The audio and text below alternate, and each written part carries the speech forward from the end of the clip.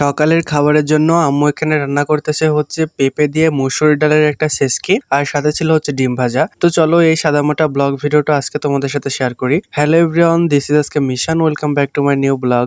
কি অবস্থা সকালের, কেমন আছে সবাই? ডাল দিয়ে যেহেতু পেঁপে রান্না করা হবে এই জন্য মসুর ডালটা আগে ভালো করে ফুটাই নিয়েছে।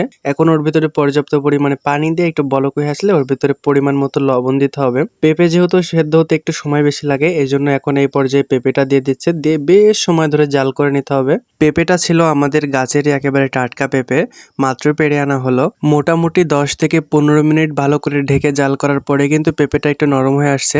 এই পর্যায়ে দিয়ে দিব হচ্ছে এখানে হলুদের গুঁড়া। এখন আম্মু একটা বড় উড়ং দিয়ে ভালো করে পেঁপেগুলো ঘেটে নিচ্ছে। সেসকিটাকে এবার বাগার দিতে হবে, তো সাদা তেল গরম করে ওর ভিতরে জাস্ট একটু পেঁয়াজ কুচি দিয়ে ভালো করে ভেজে নিয়ে এরম পোড়া পোড়া করে নিচ্ছে। নিয়ে ওর ভিতরে ডাল আর পেঁপের যে একটা মিশ্রণ থাকে সেটা এর ভিতরে ঢেলে দিল।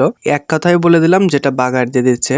তো এই সময় খুব ভালো একটা স্মেল বের হচ্ছিল। তারপরে গরম ভাতের সাথে পেঁপের সেসকি আর সাথে ছিল ডিম ভাজি। এটা দিয়েই সকালের খাবার শেষ করলাম। তো ভিডিওটা কেমন লাগলো অবশ্যই কমেন্ট করে জানাবা।